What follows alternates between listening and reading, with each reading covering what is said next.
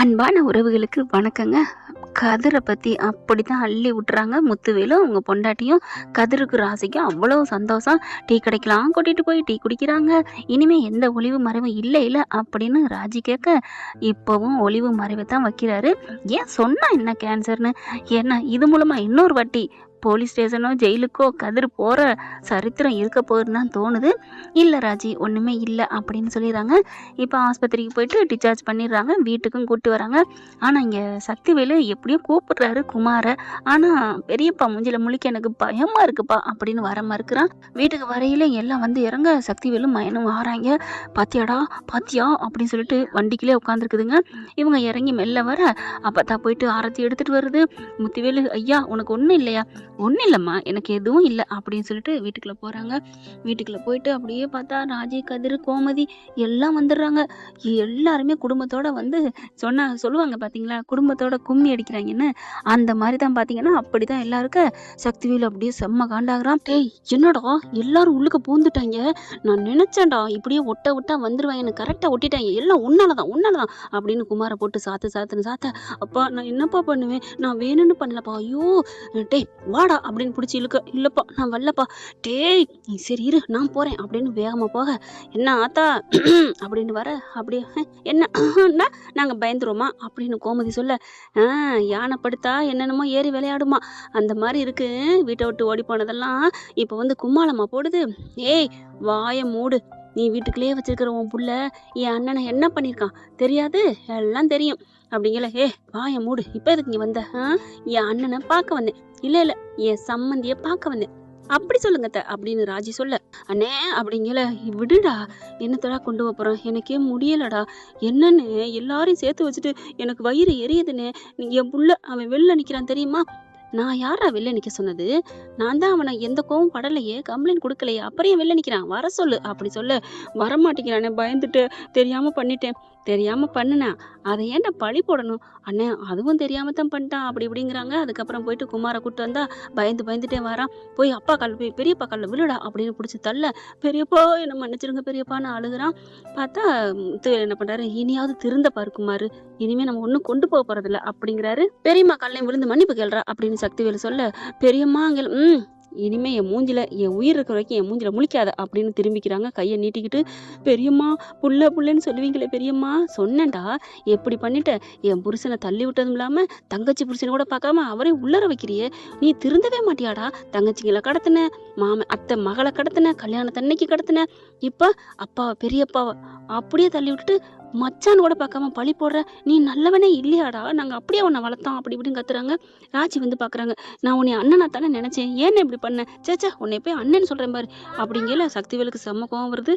சக்திவேல் என்ன பண்றாரு, நீ எல்லாம் பேச வேணாம், நீ பாடுறா குமாரு, பெரியப்பா பெரியம்மாட்ட மட்டும் நீ மன்னிப்பு கேளு, யார்ட்டையும் பேச அவசியம் இல்லை அப்படின்னு சக்திவேல் சொல்ல, நீங்க இன்னும் திருந்த மாட்டீங்க, நீங்க சொல்லி கொடுத்தா அவன் இந்த அளவுக்கு கேடுகிட்டு போய் நிக்கிறான் அப்படி சொல்ல, யாரை பார்த்து கேடுகிட்டு நிக்கிற, என்ன நினைக்கிற, ஆமா நீங்க வளர்த்த லட்சணம், உங்களுக்கு முதல்ல சரியான பாடம் கட்டினா தான் அவன் உருப்படுவான், நீங்க சரியில்லை, நீங்க தருதலையா இருக்கிறதுனால தான் அவனை இப்படி திரியறான் அப்படின்னு ராஜி சொன்னோன்னு ராஜியை பிடிச்சி அப்படியே தள்ளி விட்டுறான் சக்திவேலு. பெத்த தகப்பெருக்கையில் அப்படி பண்ணலாமா, என்னதான் சண்டை சித்தர் இருந்தாலும் புள்ளைய விட்டு கொடுப்பாங்களா என்ன. உடனே கோவம் வருது, சக்திவேலு அப்படின்னு கையை நீட்டிட்டு வராரு முத்துவேலு. அப்படியே பார்க்க அப்படியே டம்முன்னு போயிட்டு ராஜி விழுக, ஓடி போய் தூக்கி பிடிக்கிறாங்க. கதிர் போயிட்டு ராஜி என்னம்மா ஆச்சு இங்க பாரு அப்படின்னு நல்லா மயங்கிடுறாங்க.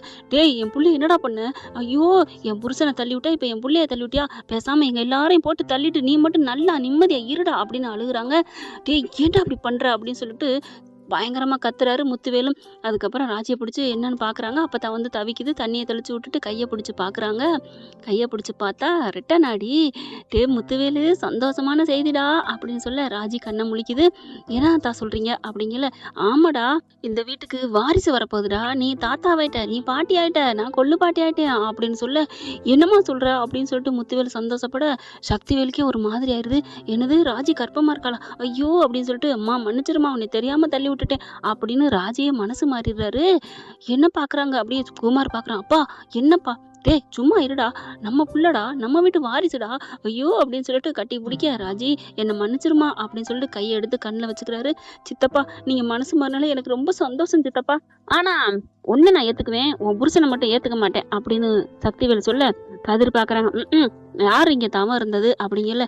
என்னது அப்படிங்கல. ஐயோ சின்ன மாமா அப்படிலாம் சொல்லாதீங்க மாமா, உங்க மேல நான் அவ்வளவு உயிர் இருக்கு மாமா, அப்படி பாசமா இருக்கேன் மாமா, நீங்க முறுக்கிட்டு இருந்தாதான் எனக்கு ஒரு எண்ணெய் கிடைக்கும் மாமா, ஐ லவ் யூ மாமா. டேய் என்னடா லவ்யூன்னு சொல்ற, ஆளை பாரு அப்படின்னு சொல்லிட்டு வேகமா எந்திரிச்சு வராரு.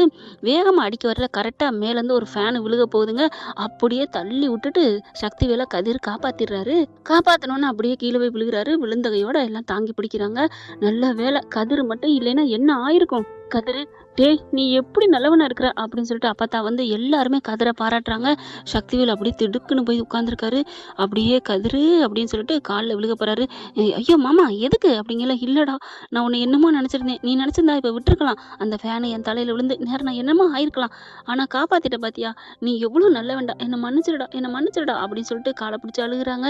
ராஜியை பாக்குறாங்க. எப்படி மனசுல இடம் பிடிச்சிட்டோமா உங்க சித்தப்பா மனசுலயும் அப்படி சொன்னோன்னு, பரவாயில்லையே நீ எல்லார் மனசுல இடம் பிடிக்கிறடா, உன் முகத்துல ஏதோ ஒரு ராசி இருக்கு. அப்படியா, என்ன ராசி இருக்கு? என் பேரு தான் ராஜி அப்படி சொல்ல உடனே எல்லாரும் சிரிக்கிறாங்க. ஆனா குமார் மட்டும் அப்படியே பம்மிக்கு நிக்க, டேய் இங்க வாடா, இனிமே எத்தனை நாளைக்கு தாண்டா வில்லனா இருக்க போறோம், மன்னிப்பு கேள்றா அப்படிங்கல. யாருகிட்டப்பா, யாருகிட்டயா? இப்ப இங்க இருக்கவங்க எல்லார் மேலேயும் உனக்கு கோவம் இல்ல, இப்ப நீ அதிகமா சம்பாரிச்சு வச்சிருக்கிறது கதிர்கிட்ட தான். ஏன்னா உன் பெரியப்பாவை தள்ளி விட்டுட்டு நீ சாட்சி சொல்லி என்னென்னமோ பண்ணி வச்சுட்ட, அதனால அந்த பிள்ளைகிட்ட தான் நீ மன்னிப்பு கேட்கணும்.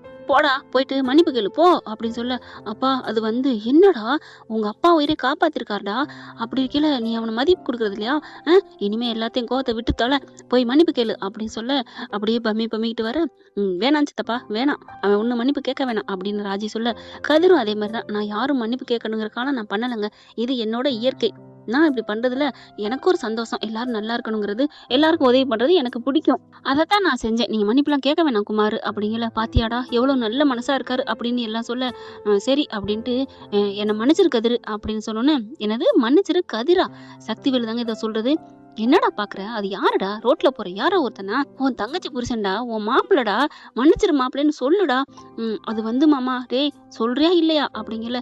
என்ன மன்னிச்சிரு மாப்பிள்ள அப்படின்னோன்னு, அட விடுங்க மாமா, என்ன விடுங்க, அதெல்லாம் விட்டுருங்க அப்படின்ட்டு இப்ப சின்ன மாமாவுக்கு என்னன்னு பாருங்க அப்படின்னு சொல்லிட்டு தைலம் எடுத்துட்டு வராங்க. ஏன்னா தலையில கொஞ்சம் அடிபட்டுறது, கீழே போய் விழுகிறதுனால. இங்க பார்த்தா எல்லாரும் பேசிட்டு இருக்காங்க. ரொம்ப சந்தோஷம்ப்பா, நீ மனசு மாறினது எனக்கு ரொம்ப சந்தோஷம். அப்பத்தா சொல்ல, எங்க கதிரை காணோம் அப்படின்னு இருக்காங்க. ஒரு செகண்ட்ல கதிர் வெளில போயிறாரு. போயிட்டு வராரு, பார்த்தா பெரிய பெரிய கேக்கும் ஸ்வீட்டும், பார்த்தா லட்டு ஜிலேபி வாங்கிட்டு வந்திருக்காங்க. எல்லாரும் எடுத்துக்கோங்க அப்படின்னு சொல்லிட்டு, என் பொண்டாட்டி உண்டாயிருக்கா, ராஜி கர்ப்பமா இருக்கா, ராஜி கர்ப்பமான தெருவுலயே கர்ப்பமா இருக்கான்னு சொல்லிட்டு எல்லாத்தையும் சாக்லேட் அது இதுன்னு கொடுத்துட்டு வராங்க. இங்கேயும் வந்து முத்துவேல்கிட்ட கொடுக்க, மாப்பிள்ள இந்தாங்க மாப்பிள்ள அப்படின்னு சொல்லிட்டு கொண்டே கொடுக்க, குமார் பாக்குறாங்க. என்னது மாப்பிள்ளையா, ஓ சாரி இல்ல மாம்ச இந்தாங்க பிடிச்சுக்கோங்க, உங்களுக்கு நாங்க தானே மாப்பிள்ள அப்படிங்கல. குமார் பாக்குறாங்க.